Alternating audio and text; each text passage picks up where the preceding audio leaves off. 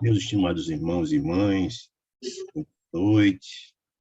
É sempre muito feliz, para a gente um motivo de sempre muita alegria, esse nosso encontro todas as quartas-feiras, para que possamos refletir a respeito dos conteúdos celestiais, de grande valia para nossas vidas, que estão postos nessa coleção luminosa chamada Vida no Mundo Espiritual, que foi lograda à humanidade pelas mãos santificada de Francisco Canto Xavier, nosso Chico, através do benfeitor André Luiz, que tem dado uma contribuição imensa aos filhos de Deus, que vivem nas duas dimensões da vida, porque sabemos que há uma inter-relação muito forte dos encarnados de cá com os encarnados de lá.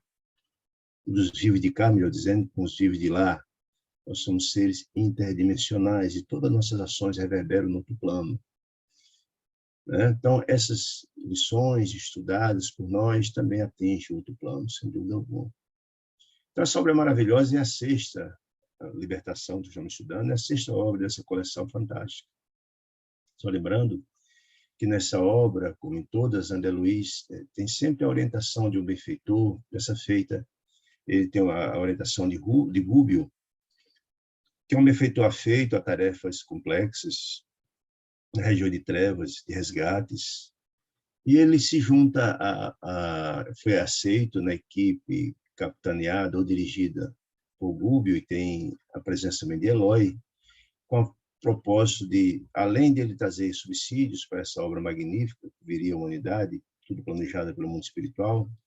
No mundo espiritual não há, portanto, improviso, há sempre planejamento muito seguro, mas também, diz André Luiz, um processo de formação de trabalhadores que atuarão nessas regiões infelizes, na região de trevas, etc.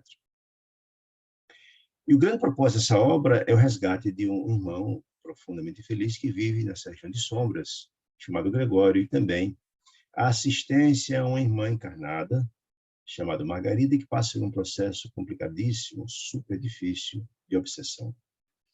Mesmo no capítulo 5, o capítulo 6 chama-se Observações e Novidades, que no capítulo 5 informações importantes, mas profundamente dolorosas, vai ver o dia a dia, como funciona essas regiões de trevas e dores. E André Luiz, ao chegar na companhia de Gubbio e também de Eloy, nessa cidade estranha, que ele denomina assim, nas regiões de trevas, eles foram procurando o Gregório. Gregório colocou como condição para conversar com eles que ele passasse por um processo de seleção primeiro. E no dia seguinte, eles foram trancafiados numa cela escura, sem acesso e em visão da área de fora. A região, uma noite muito complicada e difícil. No dia seguinte, eles passaram por um processo dessa seleção, onde houve julgamentos nessa região, nesse local, julgamentos, e viu-se que o objetivo dessas cidades infelizes não é só erguer ninguém, ao contrário, nessas regiões é um processo de falta de respeito com os outros, o objetivo é cobrar, é denegrir, são verdadeiros carrascos da alma humana, mesmo até processo de zoantropia. Uma senhora foi no processo de licantropia, foi transformado o perispírito dela num lobo, etc. Então, muita dor, muita angústia. Mas passada essa seleção, e nada foi nenhuma acusação contra André Luiz, nem Gubbio e Eloy, eles foram trazidos a uma cela.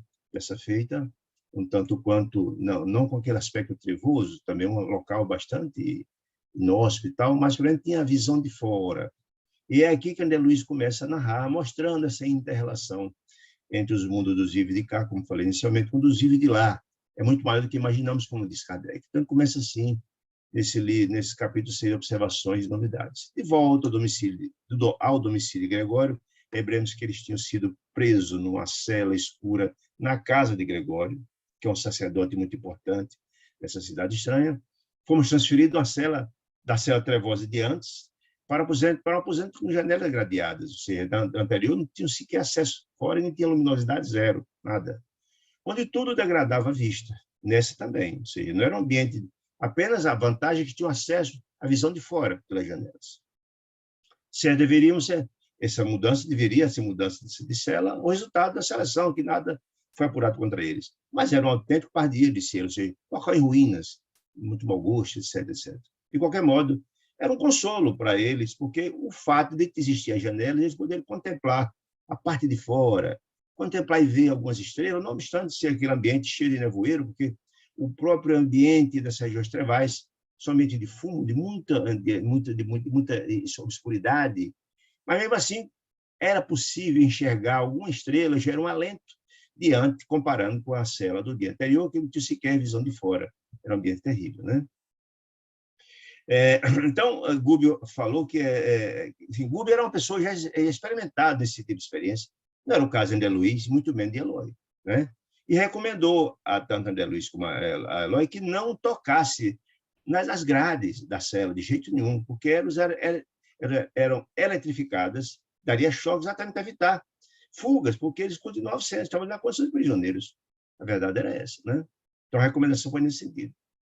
André Luiz aproximou das janelas, viu a parte de fora e começou a observar o ambiente extracela, o ambiente de fora, né? Os ambientes, o que estava acontecendo lá fora eram situações de estudo. Quer dizer, ele trazer essas informações, como são essas interrelações do mundo espiritual nessa região de trevais à noite, para trazer subsídio para nós próprios, né? Então, ele disse, olha, havia um movimento imenso na via pública, né? Não obstante ser noite, né? Movimento imenso, congregando vários grupos de criaturas em conversação, não longe de nós, a grade era aqui pertinho, e a turma conversando logo fora, eles ouvindo, observando aquilo tudo.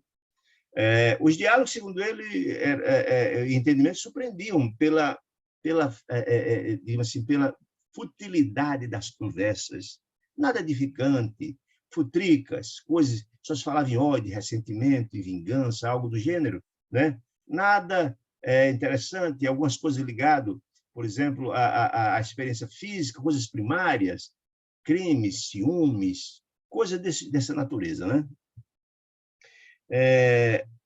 Disse André Luiz. Percebi, então, diferentes expressões nos halos vibratórios, ou seja, na tela mental das pessoas, quem tem essa capacidade de percepção consegue chegar ao halo mental das pessoas. E ele verificou que nenhuma daquelas criaturas tinha luzes, nem coisa nenhuma, todos estavam ali, eram efetivamente espíritos infelizes, né? Então, ele perguntou a Gubbio, pedindo esclarecimento daquela situação. E Gubbio disse, meu amigo, você ainda não percebeu ainda, não mediu ainda a extensão do intercâmbio entre os encarnados e os desencarnados, como é violento, como muito bem diz o próprio Kardec, que nós somos mais influenciados pelos espíritos que imaginamos, muitas vezes somos guiados por eles. Mas, olha, diz o Gubbio, lembremos que na parte da noite, 3/4 das partes da população de cada hemisfério tem contato conosco, através de um processo de semi-libertos, no sono. Ou seja, boa parte das criaturas da Terra, todos nós estamos dormindo à noite, entretanto, nós nos desdobramos e vamos para onde? Para onde nós temos sintonia. E como, infelizmente, nós vivemos num planeta de expiações e provas, a grande maioria de nós tem, efetivamente, sintonia com as entidades infelizes. E, portanto, são boa parte dele, dependendo do estágio evolutivo de cada um, ou de infelicidade, são atraídos para ambientes como aquele que eles estão naquela cidade estranha. Muitas das criaturas que estão no sono são, efetivamente, atraídos por aquelas regiões infelizes, né? Permanecendo, disse ele, detidas, presos no circuito de baixa vibração, como aquele que eles estavam, segundo ele. Lembrando que nós somos um planeta de expiações e provas, são observações, sempre lembrando que essas observações de parentes são nossas. Nós vivemos um planeta de expiações e provas. Portanto, se expiações e provas é que existe a grande maioria das criaturas que estão aqui encarnadas, nós somos criaturas, primeiro, ou precisamos aprender muito, precisamos de prova, ou cometemos gravíssimos erros no passado, que precisamos expiar. Então, a grande maioria do contingente que está aqui na Terra, à noite, não vai para regiões mais felizes, não. Não é atraído para regiões celestiais, coisa nenhuma. Não, só tem para esses mundos. Porque ainda tem um coração empreendido em sentimentos infelizes, em ódio, ressentimento, etc, etc. E aí, é importante que a gente entenda, como André Luiz nos falava sempre, que o momento do sono é um dos momentos mais importantes do processo evolutivo da gente. Por isso, é fundamental fazermos prece antes de dormir, para tentarmos nos equilibrar, nos harmonizar, porque na hora do sono, nosso espírito irá para onde estivermos. Se formos de um coração cheio de ódio, de ressentimento, de pensamentos infelizes, certamente seremos atraídos por sintonia para essas regiões infelizes. Se estivermos tranquilos, em harmonia, seremos utilizados também pelos benfeitores espirituais, pelos nossos amigos espirituais, para o fim de aprendizado, de palestra e também de serviço ao próximo, né? Importante entender isso. Aí disse então, Gubi, por aqui, muitas das vezes se forjam naquele ambiente como naquela cidade estranha, na região de trevas, se forjam, se praticam, se planejam dolorosos dramas que se desenrolam na carne, no campo da carne. Ou seja, está dizendo o seguinte, que muitos dos propósitos infelizes, desarmoniosos, desequilibrados, são planejados lá para ser executados aqui. Do mesmo jeito, se formos criaturas felizes e estamos em harmonia com os benfeitores, também não são levados para regiões mais de amor, de paz e fraternidade, também somos instruídos, orientados, e só até passando no dia seguinte, acordar com as soluções dos nossos problemas e orientações para a nossa vida, nossos benfeitores em fase. Não é diferente também das entidades infelizes. Mas, olha, disse Gubi, grandes crimes tem nesses sítios, um ambiente como aquele, as respectivas nascentes, ou seja, são planejados lá os crimes, são intuídos pelo processo obsessivo muitas das vezes. E se não fosse o trabalho, disse Gubi, ativo e constante dos espíritos protetores, nossos amigos espirituais, ou os anjos da guarda, como diz a doutrina católica, que se desvelam pelos homens no labor sacrificial da caridade oculta, caridade oculta, e da educação perseverante, sob a égide, sob a orientação do Evangelho de Jesus e sua equipe imensa, acontecimentos muito trágicos, muito mais trágicos aconteceriam às criaturas. Então, ele está dizendo o seguinte, que se não fosse o trabalho incessante dos emissários de amor de Deus, os nossos tutores, nossos amigos espirituais, que primam, que zelam, os projetos que são tratados no mundo espiritual são terríveis, mas muitas vezes nós nos livramos desses acontecimentos travados ou planejados no mundo espiritual pela ação dos nossos protetores, dos nossos tutores, nossos amigos espirituais que nos protegem, nos orientam, etc, etc, etc. Certo? Quem lê Os Mensageiros tem uma menção muito interessante, um capítulo muito interessante que fala sobre isso, do trabalho incessante que é feito pelos emissários de amor. Se não fosse a assistência desses emissários de amor, as questões seriam muito mais graves, seriam praticamente insustentáveis, e ficaria muito aberto o flanco à ação infeliz dessas entidades da chefe que não nos amam. Né? Disse ela, de alma voltada para as noções de vida intensa, imensa, André Luiz agora dizendo, né? A vida imensa e que o ambiente sugeria, rememorei o curso incessante das civilizações. André Luiz pensando, né? Depois dessas explicações dadas por Gubbio, ele ficou pensando como é que o trabalho incessante no curso das civilizações, como se deram, né? Aceitava pensamentos mais altos, clareando-me o raciocínio. Aí, pensando ele, a bondade do Senhor não violenta os corações. E por mais que Deus deseje nossas felicidades, que nos amam, nós somos filhos de Deus, como de Jesus, ele não nos violenta. Ele não nos obriga a absolutamente nada. Nos manda os emissários de amor para despertarmos, como essas obras que estamos estudando, com a finalidade de despertar a alma humana, ou a própria atuação dos benfeitores espirituais, com o propósito de nos orientar. Mas não nos obriga a absolutamente nada, porque nós temos um livre-arbítrio. Nós fazemos nossas escolhas e respondemos por elas, né? E André Luiz pensando nessa questão toda, né? Disse ele, o reino divino nascerá dentro dele, do coração de cada um de nós, à maneira da semente de mostarda que se liberta dos envoltórios inferiores da casca, né? Medrará, crescerá sob os impulsos construtivos do próprio homem. Quer dizer, a lei da evolução é a lei da meritocracia. Deus nos dá as condições, nos faz todos os esforços a despertar a alma humana, mas não nos obriga. A partir do momento que a gente possamos trilhar o caminho do bem, da paz, do amor, da caridade, da benevolência, do gesto de perdão, nós vamos construindo, nós vamos conquistando essa felicidade. A felicidade é uma conquista do ser humano. Só pensando em André Luiz. Que temerária concepção, pensamento de alguns, de um paraíso fácil, que muitas pessoas acham, pelo fato de aderir a determinada religião, A, B ou C, já estão salvos, estão felizes, já estão em comunhão com Deus. Não funciona assim. Você tem que trabalhar o interior do seu coração. A mudança se dá de dentro para fora e não de fora para dentro. Então, as coisas não acontecem por acaso. Só vai haver a colheita de frutos se houver, primeiro, a preparação do terreno do nosso coração, para que a boa semente possa brotar e cuidarmos até que surja frutos. Não é possível colher sem plantar. Isso é Deus pensando nisso tudo, né? E Gubbio percebeu os pensamentos, eles captam, os espíritos mais elevados têm essa capacidade de captar, né, essas informações, essas reflexões, diz, olha, sim, André, a coroa da sabedoria, disse Gubbio, e do amor é conquistada por evolução, ou seja, a felicidade, voltando a dizer, é uma conquista, ela não cai do céu, é preciso você merecer isso, não existe no mundo espiritual nenhum apadrinhamento, não existe nenhum favorecimento, não existe isso. Só cresce, só evolui, só conquista quem trabalha. A evolução e a felicidade é fruto do trabalho de cada um. Quem não trabalha não consegue progredir, não evolui, disse ele, né? Por esforço, essa é a evolução, por esforço e por associação da criatura, portanto, criado por Deus, com os propósitos do Criador. Ou seja, só aqueles que se afinam, que buscam vivenciar os ensinos de que Deus encaminha, e o Evangelho de Jesus é esse grande material didático, transformador, que Deus enviou através de Jesus para educar os filhos de Deus que estavam, estão e virão para a Terra, né? Só as criaturas que buscam refletir e vivenciar esses ensinos sublimes, atingem seu processo evolutivo, a felicidade, né? Disse ele. Então, do nosso Pai. A marcha da civilização é lenta e dolorosa, disse Gubbio. É um processo gradativo. Não existe mágica, ninguém estala um dedo e evolui, não funciona assim. O processo da educação do espírito é muito lento, é muito complicado, o que pressupõe enfrentar nós próprios, as nossas sombras, nossas dificuldades. Enquanto a gente não desperta para entender os nossos erros, nós estamos distantes de vencê-los. Na hora que a gente começa a entender os nossos erros, identificá-los e começar a lutar para errar menos, aí o processo está se dando, né? É isso que nos está dizendo aqui, de alguma sorte também, é o nosso irmão Gubbio, né? Formidando os atritos, são indispensáveis os atritos, porque há dois sinos gemer, diz o dito popular. É preciso ser visitado pela dor, cada um de nós, para começar a valorar determinadas coisas. Só aprendemos a valorar a saúde quando a doença nos visita.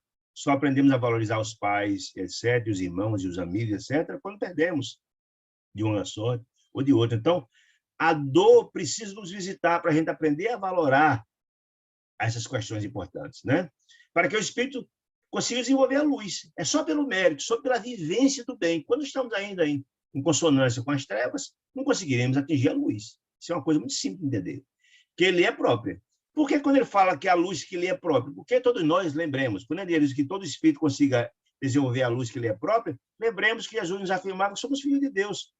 Paulo de Tarso nos afirmava que somos herdeiros de Deus e co-herdeiros de Jesus. Por quê? Porque se somos filhos de Deus, o DNA de Deus está em nossos espíritos. Nós temos que ter uma centelhinha dessa luz divina. É preciso fazer brilhar essa luz, como diz Jesus, na vivência do bem. Não há outro jeito, né?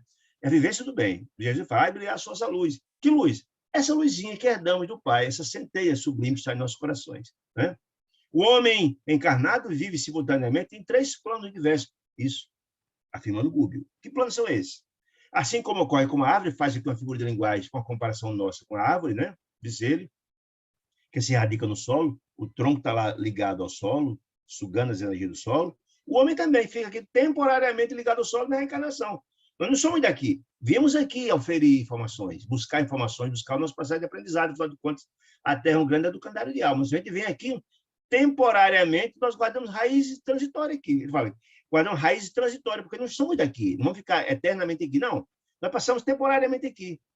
E estende nessa vivência, que o objetivo nosso da reencarnação é progredir, é aprender, né? Esse é o objetivo, como a árvore também, desenvolver, né? Estende os galhos dos sentimentos e desejos nos ciclos da matéria mais leve, ou seja, quer dizer isso, como as árvores, quando se desenvolvem, crescem, buscam auferir o oxigênio, o sol, as energias sublimes para o processo de fotossíntese e crescimento, o espírito também. Na hora que ele está aqui, radicado temporariamente na Terra, com suas raízes temporárias, ele busca auferir as informações. Estou lembrado daquela ideia fantástica, eu sempre cito para não esquecer isso, do cérebro triúmulo, que André Luiz nos fala, né? Que a reencarnação é o andar do meio, o de baixo é o porão são nossas reminiscências do passado, e o hoje, que é do meio, que é a reencarnação, é exatamente para a gente rememorar, transformar o sentimento infeliz do passado, que está lá guardado no porão, fazer uma faxina no porão, e buscar oferir informações sublimes do alto, que é o segundo andar, as emanações, os pensamentos, as preces, buscamos a força dos benfeitores espirituais para nos transformar. É exatamente o que está dizendo a mesma coisa. Como a árvore estende os galhos para buscar a luz do sol, o oxigênio para se desenvolver, o homem também. Na reencarnação, nessa raiz temporária na Terra, ele busca aprender, transformar, renovar o seu espírito. E essas renovações ficam onde, gente? No perispírito. Porque o perispírito é a nossa soma de tudo que fizemos até hoje, estão lá guardadas os escaninhos da nossa alma, estão no perispírito. Né? Está tudo guardadinho lá. Né? Veja só, olha, estende os galhos dos sentimentos, nós, o aprendizado da escola da visão aqui, e no desejo do ciclo de matéria mais leve, que é exatamente o perispírito, quanto o vegetal se alonga no ar para buscar o oxigênio, o sol, etc. E é sustentado pelos princípios sutis da mente, que a mente é quem comanda tudo. Ela é o comando de tudo. A mente é quem coordena absolutamente tudo. Digamos assim, que é a parte pensante do espírito, vulgarmente falando, podemos assim colocar. Tanto quanto a árvore é garantida pelo próprio seiva. A seiva é essa energia que dá sustentação para a evolução da planta. Se cortarmos a seiva, ela não cresce. Quando cortarmos a seiva, ela morre.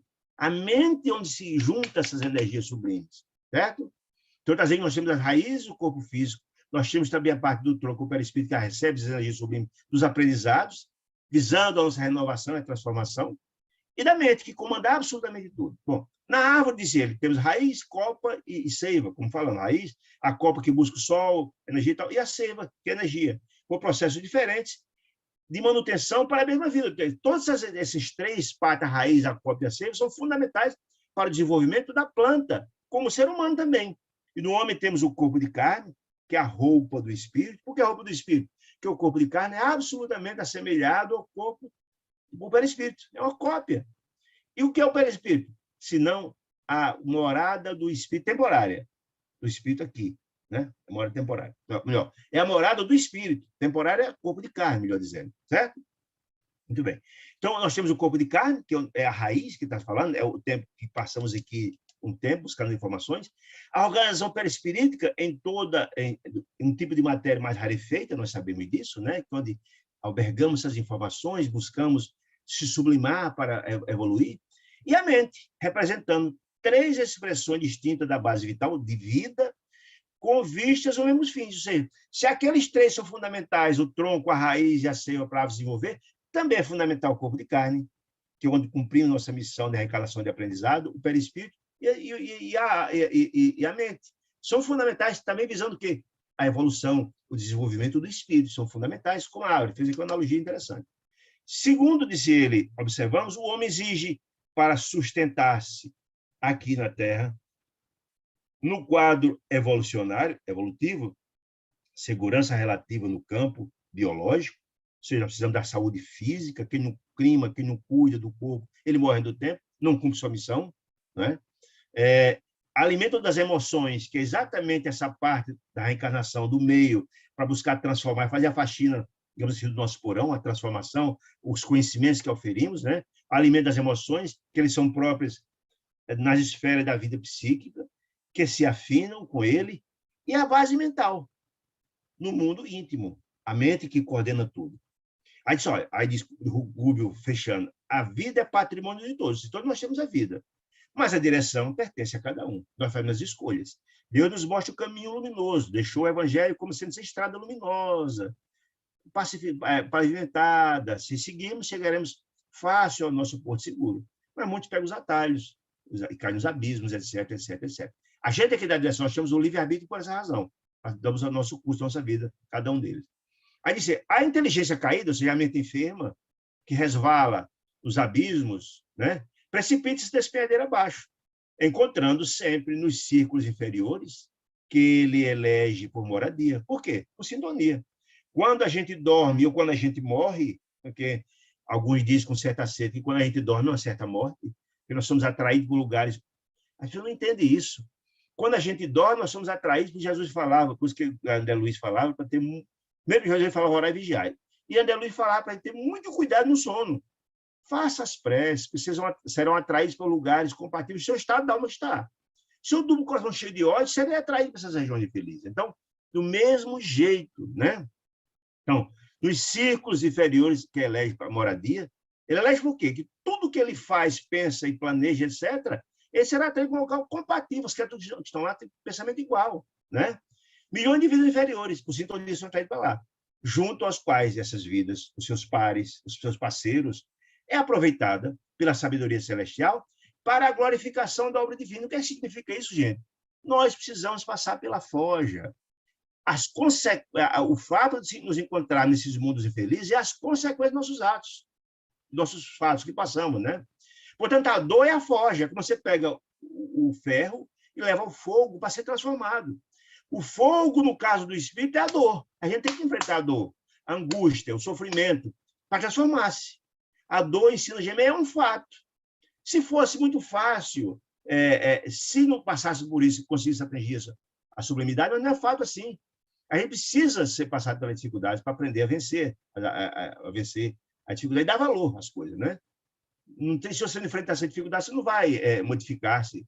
A gente passa muito tempo cometendo os mesmos erros, apanhando, sofrendo, e demora demais a despertar, né? Na economia do Senhor, disse Rubio, coisa alguma se perde, e todos os recursos são utilizados na química do infinito bem. Ou seja, tudo isso faz parte da preparação. Às vezes a gente precisa enfrentar as angústias, até os poderosos, até os ditadores passados, faz parte do processo, né?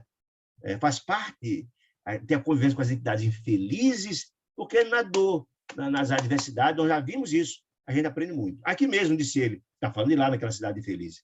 Tínhamos, a princípio, quando aquela cidade foi criada, aquela onde eles se encontram, autêntico império de vidas primitivas. Ou seja, alguém ainda é da idade da pedra, alguns não têm muita noção de responsabilidade, que não começa a usar nem noção, ainda está na fase pré-evolutiva, né? Que pouco a pouco se fez ocupada por extensas coletividades de almas vaidosas e cruéis. Por quê? Qual era o objetivo daquelas almas vaidosas e cruéis? Ir para lá, para transformar, para ser utilizado aquelas criaturas. Primeiro, que esses mundos são mutáveis, eles vão modificando conforme o estágio. Mas uma providência de Deus, que aquelas coisas, criaturas felizes estejam lá, para trabalhar aquelas criaturas, para começar a dar a direção. Então, mesmo sendo eles cruéis, sem ter a compreensão de que estão ajudando, mas estão, de alguma sorte. Que ao submeter aquelas criaturas aos sofrimentos, eles vão começar a despertar gradativamente, como cansam de sofrer. Modificam-se, porque nunca faltará assistência dos emissários de amor, diz André Luiz. Não há ninguém feliz que não tenha alguém mais feliz que o ama, e o tempo todo. Nós estamos vendo agora o trabalho imenso de resgate do irmão infeliz do Gregório, por interferência de Matilde, a mãezinha amada dele. Então, todos nós, por mais infelizes que estejamos, sempre a intercessão, a ajuda, buscando resgatá-los. O processo é assim que funciona, né?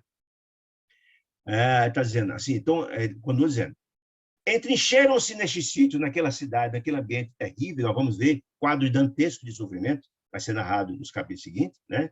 Guardando o louco propósito de, sim, aquelas criaturas cruéis que lá estão, como nós vimos no capítulo anterior, os juízes se acham muito superior, uma crueldade absurda, nenhum sinônimo de piedade, ao contrário, só pela crueldade, como carrascos que vão lá cortar a cabeça de alguém, sem nenhuma piedade, eles agem mais ou menos a forma, né? Mas, olha, essas criaturas, disse ele, deixaram desse sítio, guardando o louco propósito de hostilizar a bondade dos céus. O objetivo dele nem sabe para ser um instrumento de Deus. O objetivo dele era mostrar o contrário, a dominação, e dizer que não vale a pena pensar em Deus nem coisa nenhuma. O objetivo deles é esse. E exerce funções úteis, junto a enorme agrupamento de criaturas, ainda subhumanas, não obstante atender a serviço que, para nós, outros, seria presentemente insuportável. Significa isso? Nós, criaturas que temos sensibilidade, jamais conseguimos fazer o trabalho que eles fazem. Que é o trabalho de carrascos, e as pessoas mais sensíveis, mais angelizadas, mais transformadas, mais humanizadas, não têm condições de fazer um trabalho que eles fazem, mas que tem utilidade na transformação das criaturas. É isso que querem dizer, certo? Usam de violência em larga dose, nós vimos isso no julgamento terrível do capítulo anterior, violência em larga dose, todavia, no curso dos anos, a influenciação intelectual deles trará grandes benefícios aos oprimidos de agora, e estejamos convictos de que, apesar de blasonar e de arrotar a inteligência e poder que eles acham muito poderosos, né, permanecerão nos postos que eles ocupam apenas enquanto perdurar o consentimento da divina direção de Deus, atento ao princípio que determina que tenha cada assembleia o governo que merece. O povo tem o governo que merece, é fato. É fato. Na região onde a civilização está posta, onde o amor e a fraternidade triunfam, jamais teremos um ditador como governante. E se vê aqui na Terra do mesmo jeito. Nós temos o governo que merece. A região onde há mais ignorância, onde há mais deseducação, onde há menos desamor, onde as pessoas ainda estão longe de ser espiritualizadas, vamos escolher alguém. O que escolhe é o povo. de lá, de alguma forma, no mundo espiritual do mesmo jeito. Aqueles que estão lá dirigindo são criaturas em harmonia com aquelas criaturas, né? Eles só são lá enquanto Deus permite. Nós vamos ver exatamente isso, que o próprio Gregório, que é uma criatura que tem uma equipe imensa trabalhando para ele, para a crueldade, vai ser resgatado. Porque todos são filhos de Deus. Por isso que André Luiz lá atrás, Google lá atrás, fala, oh, essas criaturas diabólicas que estão aqui, somos nós do passado. Somos filhos de Deus, nós passamos por essa mesma experiência que estamos vivendo. O processo evolutivo se dá assim. Né? E vai ser eternamente uma criatura assim, vai se mudando, transformando por como? Pela dor, pela forja. Né? O instrutor, ou seja, o Gubbio, confiou numa pausa e tal, e então André Luiz começou a pensar, a olhar, depois das explicações, começou a olhar a parte de fora da prisão, pela grade, e começou a acompanhar a conversa que estava acontecendo lá fora. Sei que certa mulher desencarnada dizia, ela estava desencarnada porque estava desdobrada, certo? Ela foi atraída para lá, porque ela foi atraída para lá?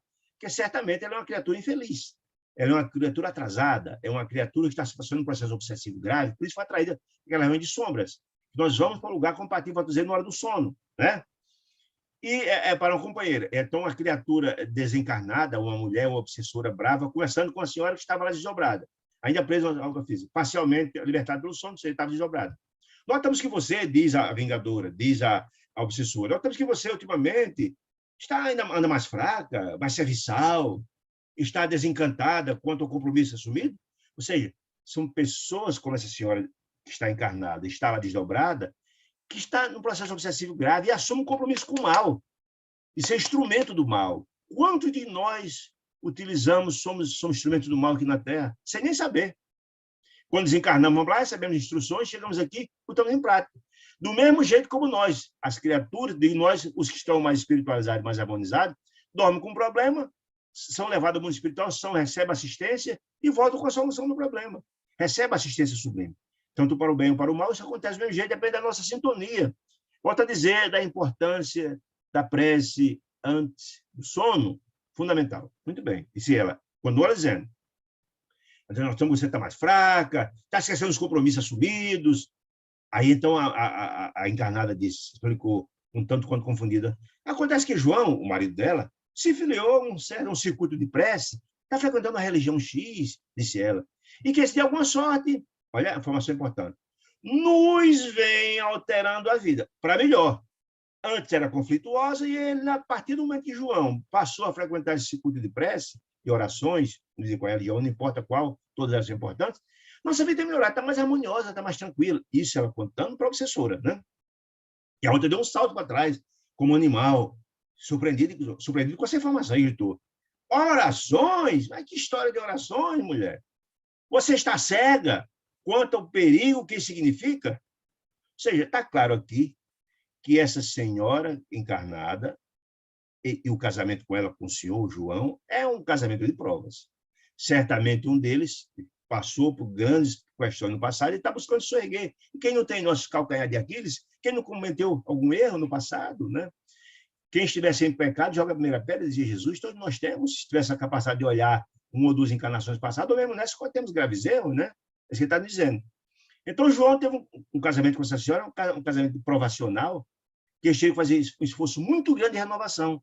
E então, essa senhora está sendo influenciada pela entidade que a obsidia, com o propósito de envenenar essa relação, para que ele não obtenha êxito, ele não consiga se melhorar, não atinja o objetivo da evolução deles. Essa é a grande história. Muito bem. Você está cega de ser, quando o perigo isso aqui significa perigo, veja só, ela e o perigo de transformar, as pessoas se transformar. Por que o perigo? De perder o controle. Porque na hora que a gente começa a ir a frequentar a determinada religião e ter o contato com o amor e com o bem, nós vamos o quê? Elevando nossa faixa vibracional. Aumentando essa faixa vibracional, certamente você perde o contato com as entidades de trevas, passando a ter sintonia com você. Então, olha o perigo, você perdeu o controle dessa história. Olha aí. Vem com coisa interessante. Quando ela fala isso. Quem reza cai na mansidão, diz ela. Veja que coisa interessante. Ou seja, as sombras com medo da luz. Com medo que João, de repente, comece a fortalecer seu coração no bem, no amor e na paz, e ela não consiga mais atender, não mais acessar ele. Essa entidade infeliz que deseja vingança. É necessário, disse ela, a obsessora, é necessário espezinhá-lo, maltratá-lo, torturá-lo, feri-lo, a fim de que a revolta o mantenha em nosso ciclo. O que significa isso? Se na verdade se espezinhar, maltratar, torturar, caluniar, ele vai se revoltar. E se ele se revoltar, vai acontecer o quê? Vai baixar a faixa vibracional dele. Vai ficar acessível a nós. Essa é a questão.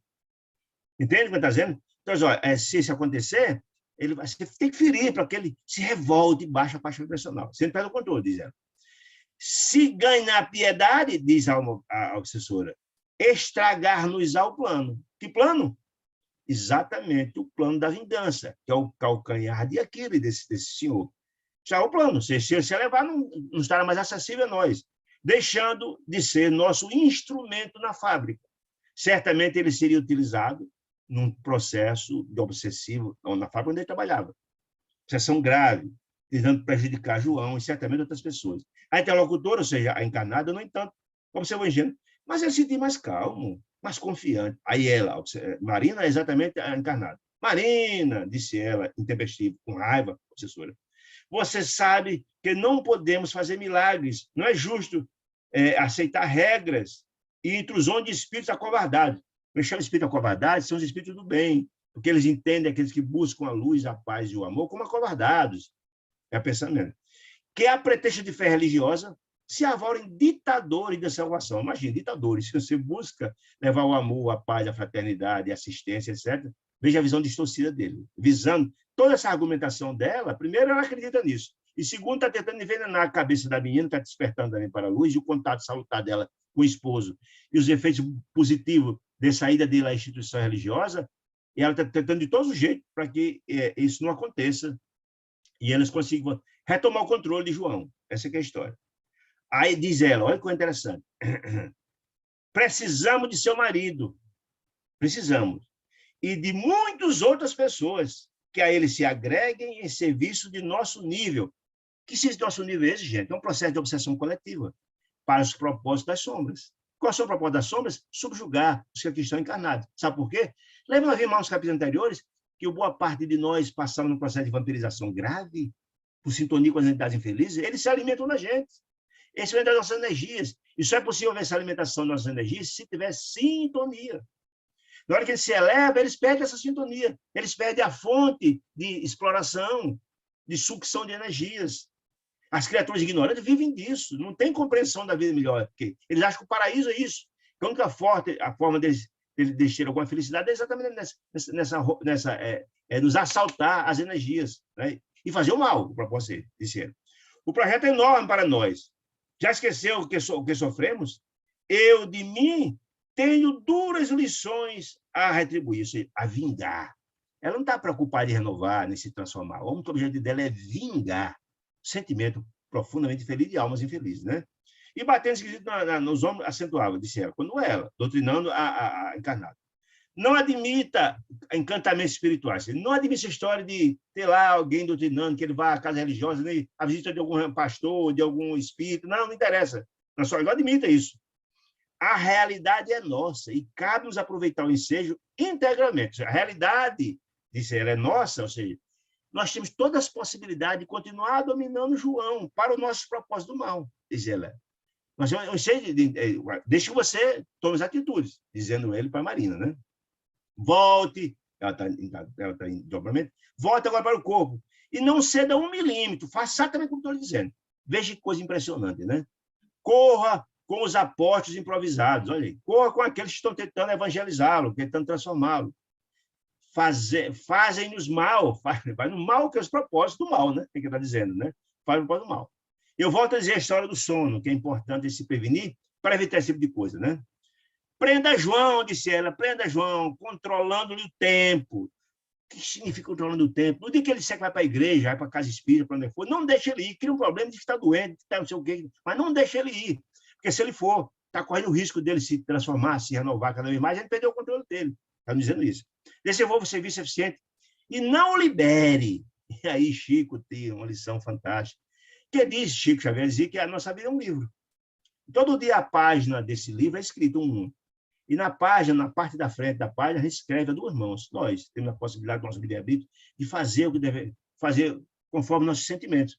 Mas a página de rosto, a página de fundo dessa mesma página, a parte de trás, é escrita 4, 6 e várias mãos. Por quê? Porque quando a gente dorme, desde que dormimos em paz, nós iremos lidar, ter contato com os amigos espirituais que nos orientam. E eles vão nos orientar a modificar alguma coisa que não fizemos bem durante o dia, a nos transformar dentro daquela máxima de Santo Agostinho, que o bom cristão é hoje, o bom cristão é aquele que busca ser hoje melhor do que ontem, também é melhor do que hoje.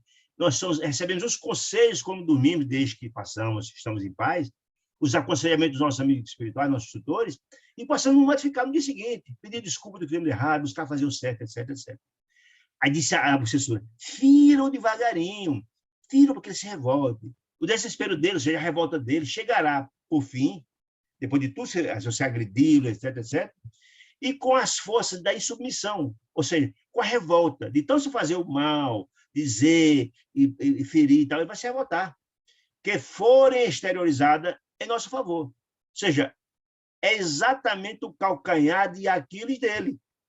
Porque todos nós temos nossas falhas, nós cometemos grave erro do passado, e as entidades espirituais sabem nossas falhas, e eles orientam os adeptos para buscar o calcanhar de Aquiles. Onde nós falhamos no passado? Se tivemos alguma falha grave em alguma área, uma área da malversação do dinheiro público, ou algum crime sexual, eles ficam ali o tempo todo incutindo as ideias para a gente cair naquela história. Aí, sabe, é a nosso favor. Alcançaremos, se você tiver esse objetivo de continuar revoltando ele, de se revoltar, alcançaremos os fins que nos propomos. Qual fim? Da revolta dele, da baixa sintonia dele, e a gente voltar a ter o controle sobre ele. Por isso, orar e vigiar, que Jesus fala, é tão fundamental. E a oração na hora do sono é muito importante. Nada de transigência, disse ao fim a obsessora. Nada de transigência, nada de aceitar a opinião dele, coisa nenhuma. Não se atemorize, disse ela, não se atemorize, não fique com medo, com promessa de inferno e céu depois da morte. Se ele vier com essa história, minha filha, vamos fazer o bem, porque nós vamos colher o que plantamos. Não tenha medo, aí, não tenha medo disso, é tudo engodo, tudo conversa. Em toda parte da vida, é aquilo que for, fazemos dela. Aí, André Luiz, ouvindo essa informação, ficou boca aberta. Ouvindo aquele plano terrível, né? Reparei que a entidade astuta, vingativa, obsessiva, né? Envolvia a encarnada em fluidos sombrios, uma espécie de magnetização. Lembra que tu viu no capítulo anterior como é que o juiz magnetizava aquela senhora, para que ela contasse tudo o que fez e, ao final, transformou ela num lobo? No processo de licantropia, é a mesma ideia aqui, a magnetização utilizada desde que o mundo é mundo, para o bem e para o mal, diz André Luiz. Né? Você pode utilizar cientificamente os processos de regressão mental para transformar a pessoa, ou para o mal, como está sendo utilizado por essa entidade obsessora. Né? Enderecei a Rubens pedindo orientações, informações sobre aquela cena terrível, dantesca, né? E então ele disse, a obsessão desse teor apresenta, desse Gúbio, desse teor, como ele estava vendo ali, representa milhões de casos, todo dia. Por quê? Porque boa parte de nós encarnados, boa parte de nós, estamos aqui com sintonia com a sanidade felizes. Estamos aqui para provas e expiações. Então, existem milhões e milhões de casos. Eu lembro aqui da questão 459 dos espíritos, que Kardec diz que nós somos mais influenciados pelos espíritos que imaginamos, muitas vezes somos dirigidos por eles, ou seja, muitas vezes mas é um processo de obsessão grave, subjugação, etc, etc. Aí disse Gúbio, de manhãzinha, na esfera da coxa, essa pobre mulher, vacilante na fé, se ela tivesse fé, não estaria naquele ambiente, estaria sendo trabalhado o espírito, né? Usando a fé, incapaz de apreciar a felicidade. Se ela é incapaz de apreciar a bênção que Deus concedeu a ela, concedeu um casamento digno para ela se transformar e renovar. Ela não tem a capacidade, não alcança ainda essa felicidade que Deus lhe deu, né? E tranquilo, despertará no corpo. Um casamento digno e tranquilo, né? E despertará no corpo, com as influências ainda na cabeça da entidade obsessora, né? Desvencerá no corpo de alma desconfiada e abatida. Desconfiada porque essas informações não lembram de tudo, mas alguma coisa fica lá colocada, né? Oscilando entre crer ou não crer naquelas informações que estão vindo na cabeça dela, né?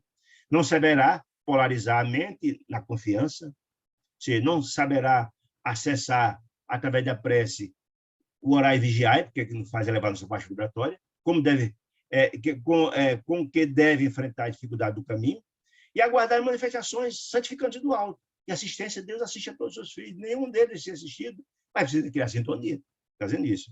E em face da incerteza íntima, em que se lhe caracteriza as atitudes, demorar-se-á a imantada a essa irmã infeliz e ignorante, que a persegue e a subjuga para conseguir deplorar vingança.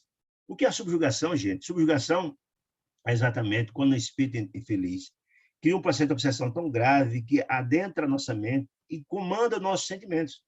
A pessoa que está subjugada acredita fazendo certo. O mundo todo sabe que ela está errada, mas só ela acredita que todo mundo está errado e ela está certa. Essa é a subjugação. Então, essa irmã, como ela tinha uma fé ainda fragilizada, e sob efeito dessa entidade vingadora, que tinha o objetivo de se vingar, né, vai subjugá-la, e ela vai acordar tendente a fazer o que a entidade alertou. Como o contrário é verdadeiro. Você está com um problema, você se teve, na hora do sono, o acesso às entidades infelizes que lhe aconselham, você acorda com as boas intenções. E lhe serve para orientar a sua vida no caminho do bem, encontrar a solução dos seus problemas. Né? Converter-se-á, disse Gúbio, essa senhora infeliz, por isso, em objeto de acentuada aflição para o esposo, que ela vai ter fazer tudo, possivelmente, o que a entidade vingadora que está subjugando ela, o esposo, e suas conquistas incipientes periclitarão, possivelmente, efetivamente, o pobre do João, talvez até, diante de tantas agressões que sofrerá, baixe a faixa vibratória e seja objeto da vingança. Veja como nós somos influenciados, como orar e vigiar de Jesus tem que ser um mantra na nossa vida, como a necessidade da oração em qualquer lugar, em qualquer momento, mas na hora do sono ela é fundamental. Como se libertar, disse ele, Luiz, dessa inimiga, perguntou Eloy, né? Aí disse que mantendo-se um padrão de firmeza superior, ou seja, buscando a oração, buscando se renovar. Quando a gente chega a um pensamento que a gente sabe que não é nosso, a gente deve entrar em prece, que é muito provável que esteja sendo objeto de um processo obsessivo. Para poder romper aquela sintonia, a gente tem que elevar a nossa faixa vibracional. E a oração é esse instrumento para elevar a nossa faixa vibracional e a gente ter contato com o nosso amigo espiritual, nosso anjo da guarda, né? Com suficiente disposição para o bem.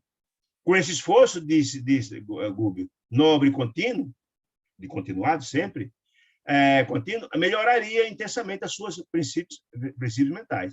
Lembra a história, vou dizer, do segundo andar? Na hora da oração, você vai buscar força, lá nas orações, para mudar o andar do meio, que é a encarnação atual, afeiçoando-se às sublimes fontes da vida. Assim. Exatamente. A reencarnação, nossa, é o hoje.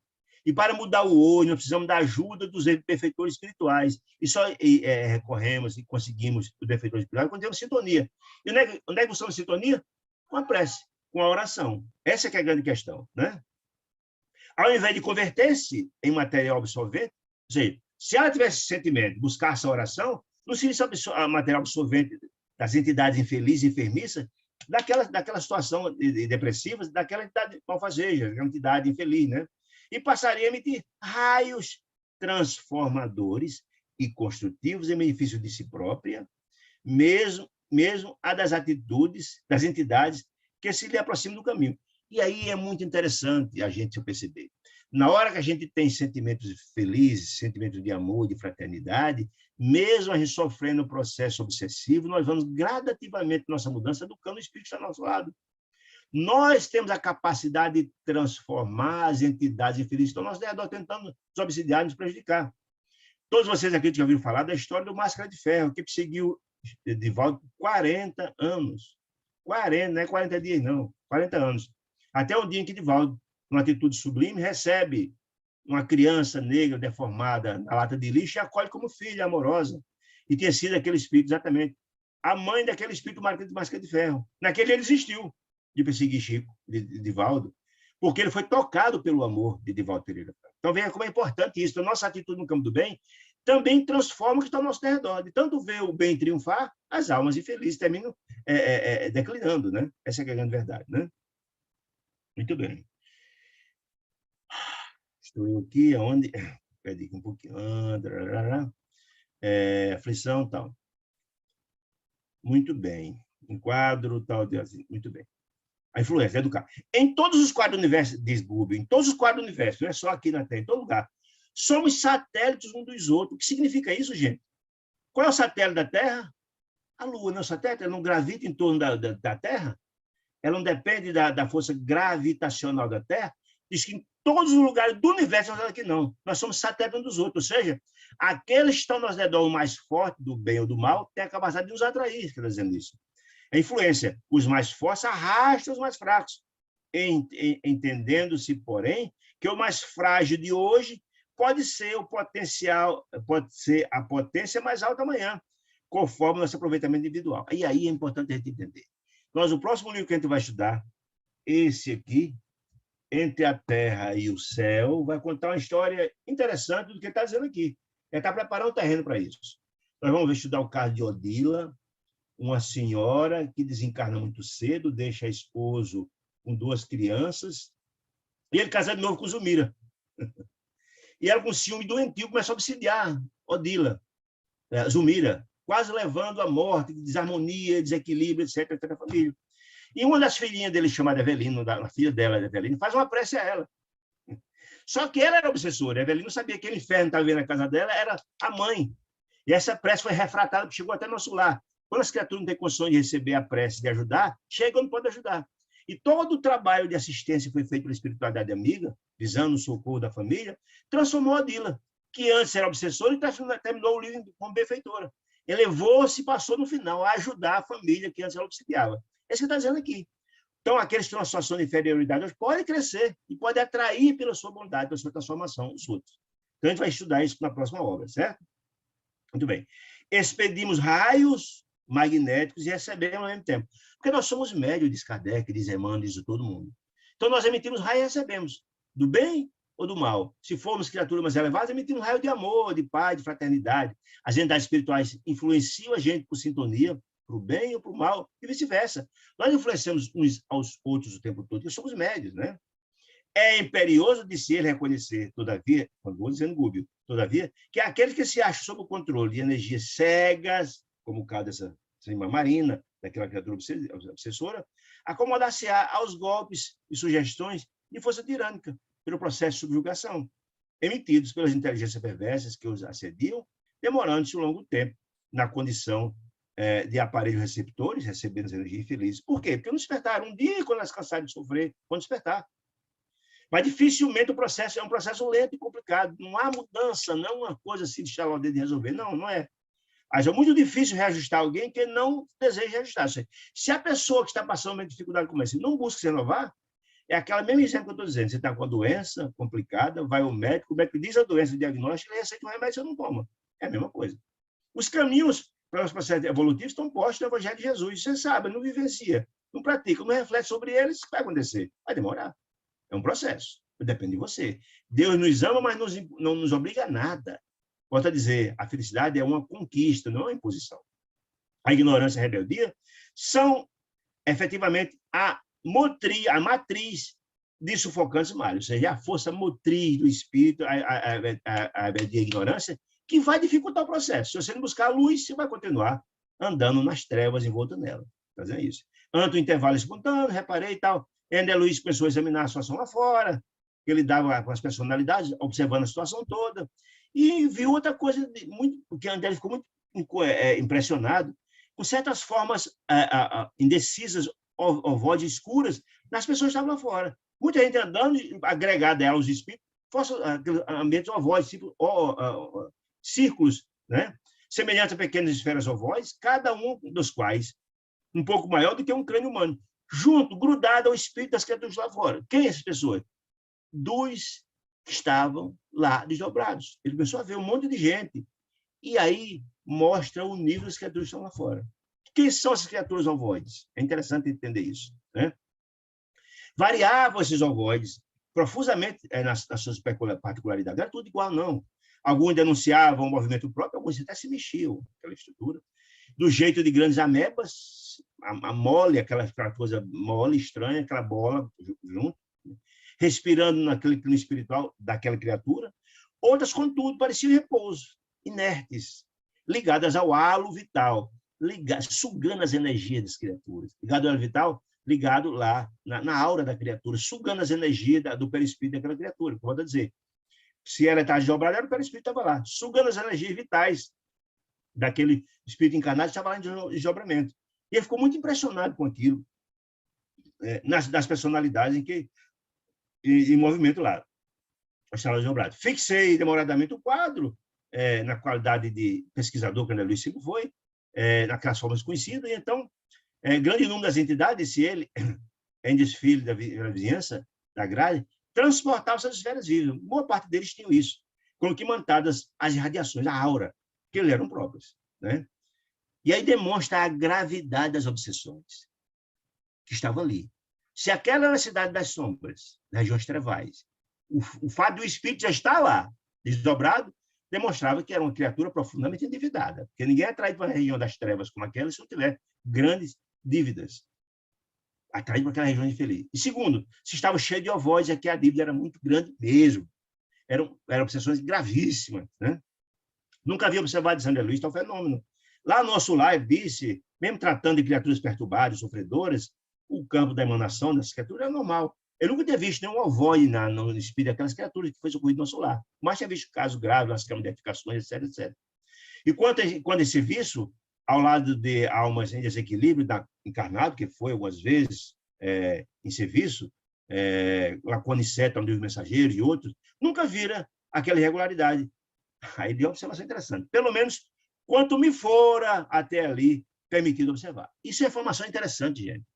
Porque nós vimos que, na verdade, só com a evolução do espírito é que essas percepções vão acontecendo. Vocês estão lembrados lá, quando ele foi para nosso lar, mostrando, ele foi para a Terra, a primeira missão que ele foi lá, na Companhia da Inseto, ele sofreu um processo de renovação para aumentar a sua capacidade de percepção.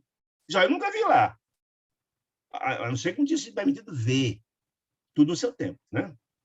Inquieto, recorreu, disse ele, a Gube, que perguntou. Então ele disse, André, Gube disse, respondeu ele, evidenciando gravidade no assunto. Vê-se, de pronto, que és você ainda muito novo no serviço de auxílio. Ou seja, você ainda não tinha a maturidade, não tinha a expertise, nem a grandeza para enxergar determinadas coisas. Quer dizer, isso. Já ouvi falar, por acaso, André Luiz, numa segunda morte? Olha que informação interessante. Aí André disse, sim, já ouvi falar, sim, tendo acompanhado alguns casos de reencarnação, né? Atraído por imperativo de evolução e redenção, tornar a carne. Ele acompanhou alguns casos de reencarnação, e você deve lembrar muito bem no caso de Segismundo, lá no livro, capítulo 13 dos Missionários, que, para mim, que eu li, é uma das partes mais completas, mais extraordinárias da doutrina espírita, que explica esse episódio. Mas eu acompanhei realmente algumas reencarnações, e de muitas vezes, raras, eu ouvi falar, porque nas reencarnações, o perispírito também ele se transforma, ele praticamente se desaparece. Ele faz um processo de regressão até entrar no útero da mãezinha que está engravidando, né? De outras vezes, raras, aliás, tive notícia, não participou, de amigos que perderam o veio perispiritual, conquistando o plano mais alto. Estou falando aqui de duas situações onde há uma segunda morte, entre aspas. Uma quando você reencarna, seu perispírito perde sua forma e volta, perde para poder entrar no útero. E quando você se sublima, quando você cresce, quando você evolui, não precisa mais perispírito, você não vai mais reencarnar. As criaturas se sublimam, né? E essa história fala de conquista. Sim, esses que perderam o perispírito, uma conquista mais alta, se sublimaram, se evoluíram e tal. A esses missionários distinguidos por elevados títulos de vida superior, esses que perderam o perispírito, que vai ascender para os mundos mais felizes, vão reencarnar, não me foi possível seguir de perto, nem deveria, né? Eu não tinha grandeza para compreender esse processo, porque eu acompanhava as reencarnações da carne, era compatível o estágio dele, eu não tinha capacidade nem de entender esses processos mais acima. Gube sorriu e respondeu, sabes assim que o vaso perispirítico é também transformável e perecível. Se perecível pode perecer, acabar e tal. E transforma, que é uma forma plástica, amolda-se, embora estruturado em tipo de matéria mais rarefeita. Aí André diz, realmente eu sei, estou sabendo essa história, né? Acrescentei, né? Em minha sede de saber, aí desculpe, visto companheiros, disse ele, que se desfizeram dele do quê? Do corpo perispírito, junto às esferas, rumo às esferas sublimes, cujas grandezas, por enquanto, não nos é dado sondar, nem André Luiz, e muito menos a Gube também, porque ele não tinha capacidade de acompanhar esse tipo de coisa, mas já ouvi falar, né? E é interessante observar irmãos, André Luiz acompanhou, que se submeteram às operações redutivas e desintegradoras dos elementos perispíritos para renascerem na carne terrestre. Aí eu volto a dizer, quem não leu o livro Os Missionários, leia o capítulo 13, que é a reencarnação de Segismundo, que fala bem direitinho, para passo, como se dá esse processo de redução do perispírito até que se transforme, que ele possa adentrar o útero da mãe que está engravidando, recebendo a criatura, certo? Os primeiros, ou seja, os que se enobreceram, os elevados, são seguidores enobrecidos e gloriosos, que no dever bem cumprido, enquanto que os segundos, os que estão reencarnando, são colegas nossos, ou seja, nós do mesmo nível da gente, disse ele, nós que já mereceram a reencarnação trabalhada por valores intercessores. O que significa isso, gente?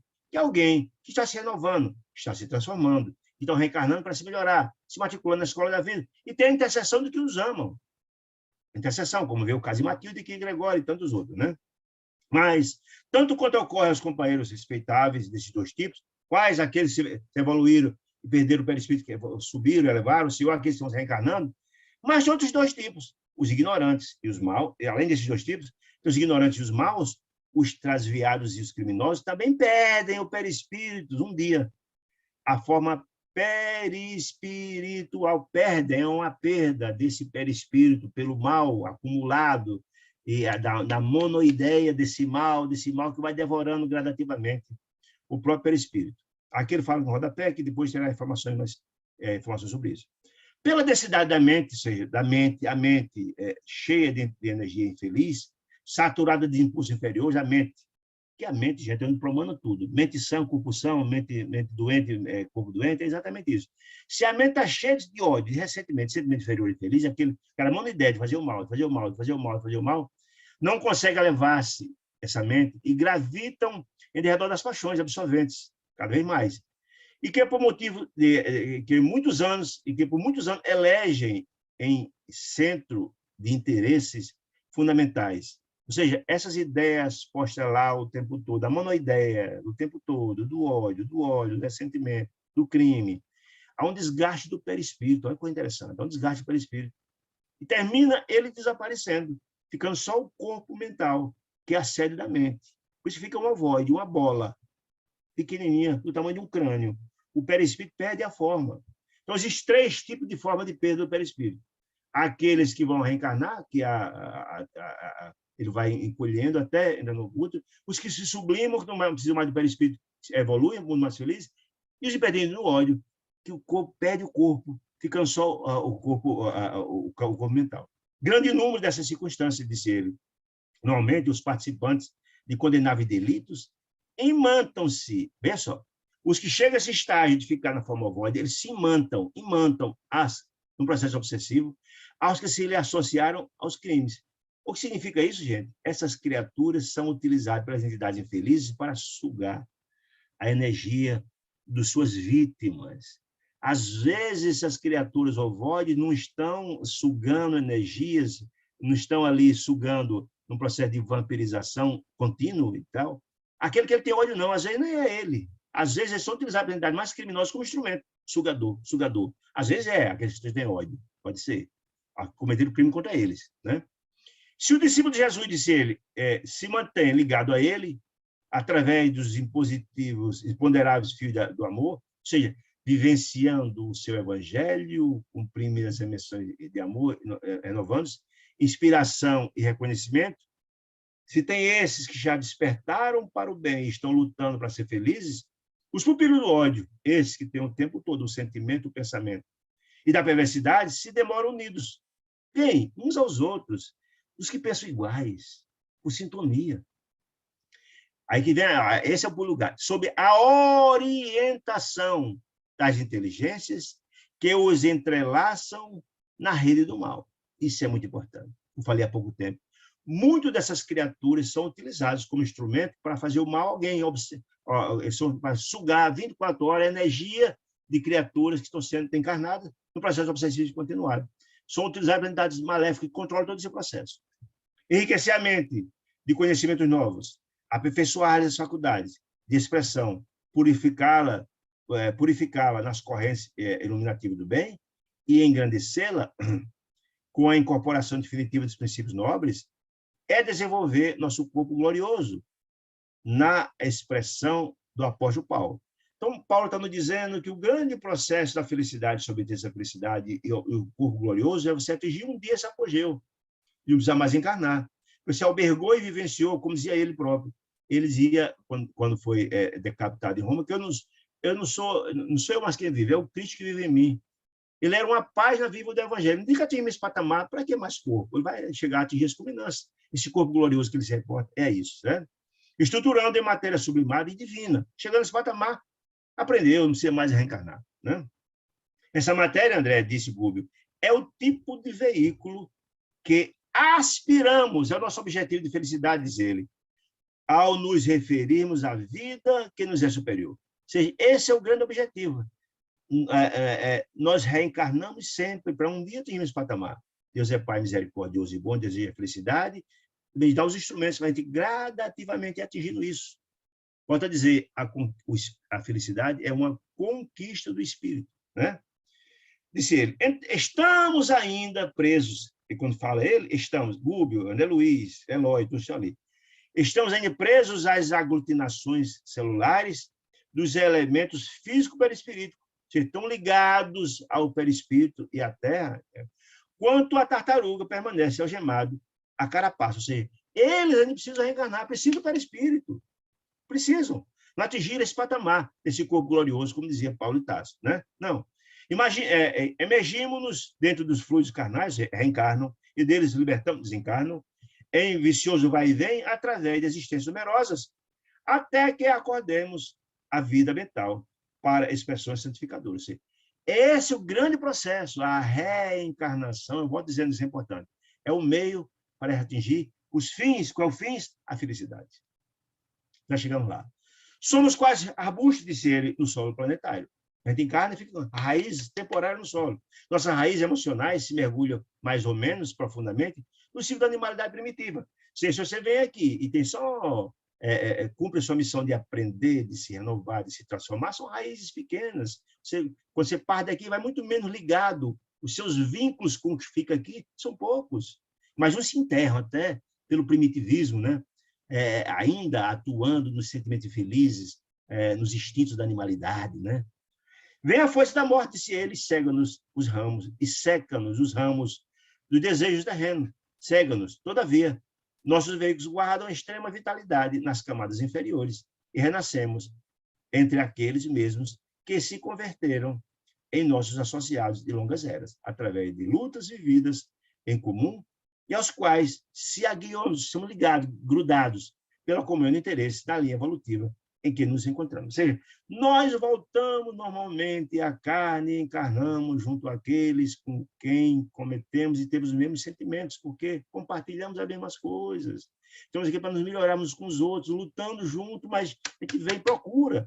Vem aqui, a gente vem estar carne, né? As pessoas que procuram o crime, que procuram a bebida, os crimes, etc., tem sintonia, procura quem pensa igual e vai lá, se sente feliz, etc., etc., etc., etc., né? As elucidações eram belas de Santa Luís e tal, etc., mas o instrutor prosseguiu. A vida física é puro estágio educativo. Seja, nos matriculamos na escola da vida, com o propósito de aprendermos, como na escola convencional. Por isso é provas e expiações. Provas, porque precisamos aprender. E vemos aqui estagiar, aprender no dia a dia as lições do dia a dia e fazemos as provas. Quando voltamos para o mundo espiritual, vamos achar o boletim da escola. Será que a gente conseguiu chegar? Muitas das vezes não conseguimos, repetimos de novo, reprovado e voltamos, até um dia aprender. Por isso que Deus é Pai misericordioso e bom, e as provas que nos dão não é penalidade, como muitos falam, não é penalidade, não, é amor, é exatamente o contrário. Quando nós voltamos ao mundo espiritual, e André Luiz mostra em vários casos, a gente volta lá com a culpa imensa, o remorso imenso, torturando nossos corações, e pede e roga ao Pai a possibilidade de voltar à carne, para nos encontrarmos aqueles que quase prejudicamos, nos prejudicou, para desatarmos nós, para nos repacificarmos, para seguirmos em frente, cortarmos os elos de ódio, transformarmos em aliança de amor, né? Esse que está dizendo aqui. Tá. A vida do corpo coletivo dentro assim, tá. A vida do corpo físico é estágio educativo dentro da eternidade. E a vida, ninguém é chamado a fim de candidatar-se a paraíso de favor. Não existe paraíso de favor. Ninguém ascende ao mundo espiritual mais feliz, aos céus, etc., porque é parente de A, de B. Deus não não tem tendências. Não. Deus não despreza, não é um pai que trata diferente um dos outros. Há uma distinção. É o mérito, né? E sim, não é o pai de favor, mas sim a moldagem viva do céu, do santuário do Espírito. De se transformar, galgar, experimentar, viver, transformar-se, renovar-se, né?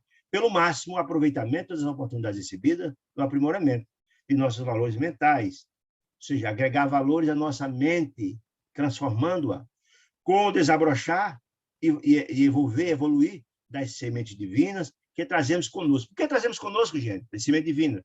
Não somos filhos de Deus? A semente de Deus não está em nosso DNA, não somos herdeiros do Pai? A genética do Pai está em nossos espíritos. É o nosso DNA de Deus está em nós. Jesus fala que nós somos deuses. Um Deus em potencial, obviamente. Porque fala aqui, germinar, desabrochar, a semente divina que trazemos conosco. Essa é a herança, o DNA de Deus, né?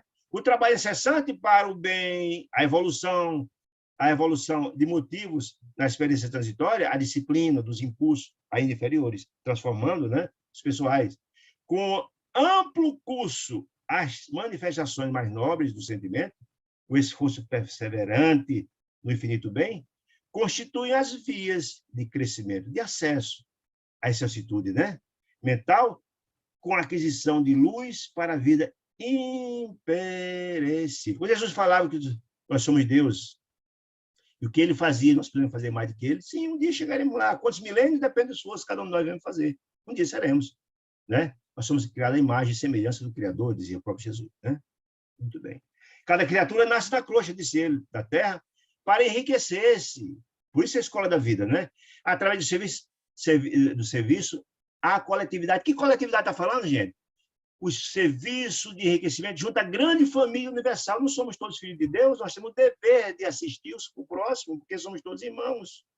Na hora que a gente coloca o nosso coração a serviço do próximo, que a gente passa, tem um desejo de vivenciar o que está no Evangelho, caridade, benevolência, indulgência, perdão, na hora que a gente sacrifica o nosso pessoal e renuncia em favor do próximo, nós estamos nos ajudando, nos transformando. Nós estamos crescendo um degrauzinho nesse processo de renovação espiritual. Então, sacrificar-se, essa renúncia está falando, é superar-se, superar nossas dificuldades. Nós tínhamos dificuldade? Nós tínhamos defeito? Vamos superar. Vamos lutar contra nós próprios, identificando defeito, buscar errar menos, né? Conquistando a vida maior. Por isso, Cristo asseverou que o maior no reino dos celestes é aquele que se converter em servo de todos. É o menor. Aquele que tem humildade, que renuncia, que busca, como diz a Nossa Celeste, os que estão sofridos nas ruas, os doentes, os hospitais, os que estão com fome, os que estão com sede. Aquele que diz, olha, quando estava na presa, viesse me visitar, quando estava nu, viesse me vestir, quando estava doente, fosse me trazer um remédio. Jesus fala, mas quem são estes? São os pequeninos, que em meu nome fosse visitar. É esse o trabalho. Se, na verdade, é a vivência do Evangelho. É a vivência do Evangelho. Então, esse sacrificar-se é renunciar um pouco do seu tempo. Dar um pouco de si. Não é só coisa, não. Dá um pouco de si. Colocar-se a serviço do próximo. Esse é o processo de redenção, é de transformação interior. É sentir feliz em fazer bem aos outros. É sentir-se feliz em fazer os outros felizes e acudir em sanar a dor, a angústia, o sacrifício, emprestar o ouvido, emprestar o ombro, ajudar a carregar a cruz e por aí vai, né? Muito bem. Um homem poderá ser temido e respeitado no planeta pelos títulos que tem, de universidade, etc., ou dos títulos que a sociedade, as honrarias que adquiriu na convenção humana. Mas se não progrediu no domínio das ideias, não renovou seu coração, disse ele, das ideias, melhorando-se a apreciação e aperfeiçoando-se, guarda consigo mente estreita e enfermice e doente. Ele não conseguiu renovar-se, porque ninguém leva essas questões. O título aqui de doutor, não sei mais de quê, o título daqui ninguém leva, não vale nada no mundo espiritual, zero. Ninguém quer saber quem foi você no mundo espiritual, nem que religião tinha, isso também não vale nada. Será perguntado o seguinte, o que foi feito das oportunidades que lhes foram dadas? Isso é que importa. Aproveitou? Fez o bem, sem importar quem? Fosse... usou a benevolência para com todos, a indulgência com os efeitos dos outros. Essa é a expressão pura da caridade, né? Em suma, a matéria física reencarnar e dela regressar ao campo de trabalho do mundo espiritual em que nos achamos, disse Gubbio, é submeter-nos a profundo choque biológico. Se encarna e desencarna. O perispírito se renova, encolhe, volta, encarna, volta. Destinado à expansão dos elementos divinos que nos integrarão um dia à forma gloriosa. Um dia chegaremos a essa forma gloriosa e seguiremos o caminho, sem precisar sequer encarnar. Né? E porque me visse em atitude de aprendiz, como sempre, é muito curioso, né? Que interroga em silêncio, Gubi disse, vamos voltar ao chão do exemplo da árvore, de novo, para você entender? O vaso físico é o vegetal. O vaso físico é o vegetal. O tronco da árvore, né? Limitado ao espaço do tempo. Nós temos aqui só um tempo físico, por permissão, né? O corpo perispirítico é o fruto. Da árvore, quando se sublima, que busca o sol, busca a energia, o oxigênio, etc., é o fruto, fortalecido. O perispírito é o fruto, sublimado, fortalecido com as energias recebidas dessa encarnação, que ele conseguia oferir de valores. Aquele andar do meio que falei, fortalecido pela prece, né? O fruto, com substância, e o resultado, o fruto, o resultado do trabalho, né? E das variações, resultado das variadas operações da árvore, que buscou oxigênio, renovação, e o homem também, buscou fazer o bem, buscou ser caridoso, buscou se transformar, pensar no próximo, né? Depois de certo período de maturação. E a matéria mental é a semente. Ou seja, a mente que buscou tudo isso é a semente da árvore. Não tem a semente? Se a semente for boa, bacana, não dará um fruto extraordinário, uma árvore que irá produzir muito bem, do mesmo jeito a mente. Se a mente conseguiu trazer e albergar informações importantes, trazer essas informações boas, sai fortalecida e vai ter o contato com as entidades sublimes, com a nossa jornada. Então, muito interessante essa figura de linguagem, essa comparação é interessante. É a semente. E a semente é aprendendo do substrato. Que substrato? É a essência daquilo que colheu, daquilo que aprendeu, né? Da árvore, e do fruto. A semente é essa essência, a mente é essa essência, condensando-lhes na mente as experiências, as vivências, né? A criatura que para adquirir sabedoria e amor, renasce inúmeras vezes, matricula-se na escola da vida várias vezes, ele só atinge o curso superior, o mestrado, o doutorado, o pós-doutorado, se matricular na escola até o aprendizado, dá do mesmo jeito. Vamos aprendendo, se matricula, reprovado, volta de novo, aprende. É assim que é o processo. No campo fisiológico, a maneira da semente que regressa ao chão. A semente vai se melhorando geneticamente, vai se melhorando. Se a semente for mirradinha, não vai dar nada de interessante. A semente tem que ser boa, vai progredir. Num dia atingir um grau extraordinário de produtividade. O espírito é do mesmo jeito, gente. A gente tem que reencarnar várias vezes e voltar para ir aprendendo na escola da vida, e a semente também vai se aperfeiçoando, se aperfeiçoando. É um ciclo virtuoso de crescimento, né? E quando se complicam o ser humano, afastando do caminho reto, da direção, nas zonas irregulares, e que recolhe experiências doentios, atrasam, como é natural, a própria marcha, perdendo longo tempo para se afastarem do terreno resvaladiço, os abismos que se relegaram, ligados a grupos infelizes por sintonia de companheiros, que, na companhia deles, se extraviaram através de graves compromissos, com a leviandade ou com desequilíbrio. Se nós buscamos se unir àqueles que têm sintonia para cometer outras vilezas, outros crimes, outras infelicidades, ficam lá. Enquanto ele nos despertar para o bem, para o amor, para a transformação, continuamos assim, atrasados, sofrendo processo grave, sofrendo processo obsessivo e tal. Compreende agora, disse ele, apesar da gentileza... Perguntou ele, compreendeu agora, André Luiz?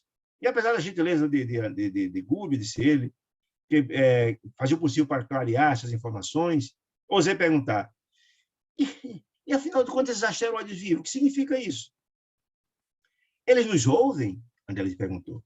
Perfeitamente, disse André Luiz, desse Gubi. Ouvem, sim, compreendemos, porém, que a maioria das criaturas, em semelhante posição, nos sítios inferiores, quanto este, dormitam em estranhos pesadelos. Ou seja, os ovoides, até que eles percebem alguma coisa, mas estão lá condomitando, pesadelo um atrás do outro, pesadelo um atrás do outro, pesadelo um atrás do outro.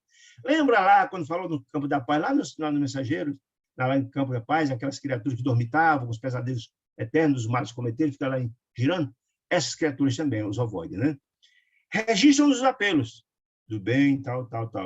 mas responde-nos de modo vago, dentro da nova forma, ovoide, da casa mental, em que se agregaram à casa mental, incapazes que são, provisoriamente, de se exteriorizarem de maneira completa, sem os veículos mais densos que se prenderam, o perispírito. Ele não tem o perispírito.